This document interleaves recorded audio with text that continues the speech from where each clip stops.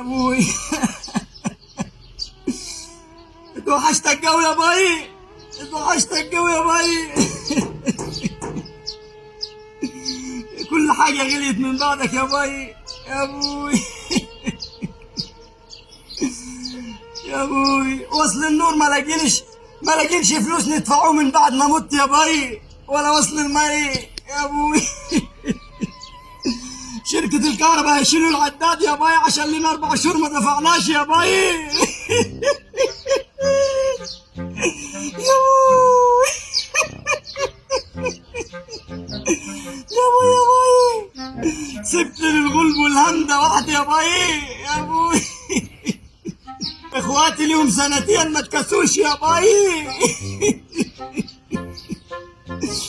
مين يجدد لي بخت النت بتاعتي انا تاني يا باي؟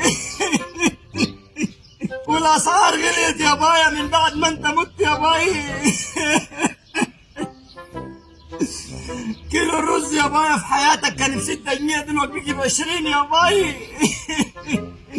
ورقة الشاي يا باي كانت ب1.25 جنيه على ايامك يا باي، بقيت ب6 جنيه يا باي. كيلو اللحمة يا باي، كيلو اللحمة بيجي ب200 جنيه يا باي، بيجي ب200 جنيه وكله شحم وعظم ودهن يا باي يا ابوي. كنت معود يا باي، كنت معود يجيب لي كل اسبوع نص كيلو لحمة يا باي. في الصبحية اللي انت مت فيها يا باي جبت لي كيلو، تحس ان انت كنت عارف ان انت هتموت يا ابوي.